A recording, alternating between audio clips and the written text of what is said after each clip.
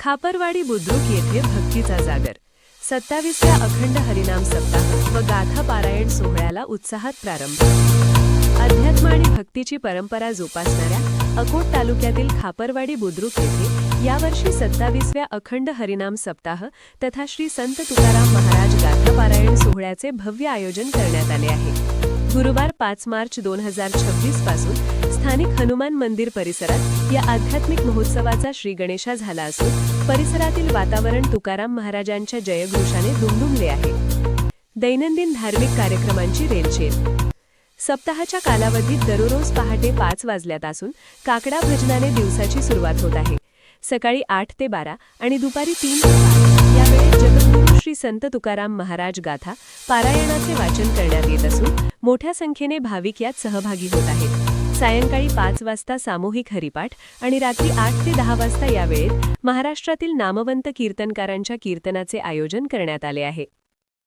कीर्तन महोत्सवात दिग्गज कीर्तनकार हजर राहणार आहेत।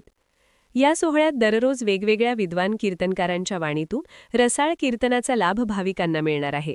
यामध्ये हभप उमेश महाराज दुधे, हभप गणेश महाराज शेटे, हभप नारायण महाराज पडोळे, हभप संतोष महाराज पाटील जाधव, हभप दुर्गेश्वरी ताई सोलव, हभप अतुल महाराज बोर्डे, हभप ओम महाराज पात्रे आणि सप्ताहाची सांगता गुरुवार 12 मार्च 2026 रोजी सकाळी 11 वाजता हभप वासुदेव महाराज खोले यांचे काल्याचे कीर्तन होणार आहे।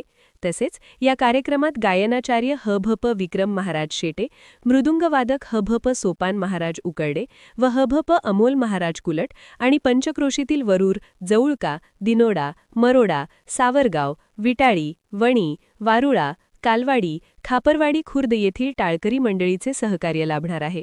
काल्याचे कीर्तन झाल्यानंतर भाविकांसाठी भव्य महाप्रसादाचे आयोजन करण्यात आले आहे। तरी सर्व भाविकांनी हजर राहून या कार्यक्रमाची शोभा वाढवावी अशी विनंती आयोजक खापरवाडी बुद्रुक येथील समस्त गावकरी मंडळींनी केली आहे।